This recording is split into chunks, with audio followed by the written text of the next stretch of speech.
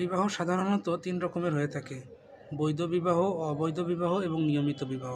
বৈধ বিবাহের ক্ষেত্রে আইন এবং আদালতের পাশাপাশি ধর্মীয় সকল বিধিবিধান মানা হয়, এবং অবৈধ বিবাহের ক্ষেত্রে এই নিয়মগুলো মানা হয় না এবং এই বিবাহ সম্পূর্ণরূপে হারাম এবং এর আইনগত কোনো মর্যাদাও থাকে না। এই বৈধ এবং অবৈধ বিবাহের মাঝামাঝি একটি বিবাহ থাকে, যাকে আমরা বলে থাকি অনিয়মিত বিবাহ।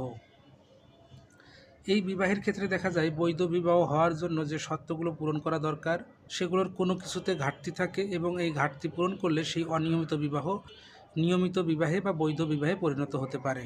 যেমন কেউ যদি সাক্ষী ছাড়া বিবাহ করে, সেই ক্ষেত্রে সেই বিবাহটি অনিয়মিত বিবাহে পরিণত হবে, এবং পরবর্তীতে যদি সাক্ষী রাখা হয় তাহলে সেই বিবাহটি নিয়মিত বিবাহে পরিণত হবে এবং বৈধ বিবাহের মতো সকল আইনগত মর্যাদা অর্জন করবে।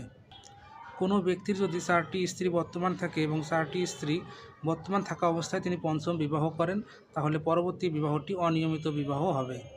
আবার একসঙ্গে যদি আপন 2 বোনকে বিবাহ করা হয় তাহলে পরবর্তী বিবাহটি অনিয়মিত বিবাহে পরিণত হয়, এবং এই ক্ষেত্রে তাদের মধ্যে যে কোনো একজনকে তালাক দিলে সেই বিবাহটি বৈধ বিবাহ বা নিয়মিত বিবাহে পরিণত হয়। কিতাবিয়া ব্যতীত অন্যান্য ধর্মের কাউকে বিবাহ করলে সেই বিবাহটি অনিয়মিত বিবাহে পরিণত হতে পারে।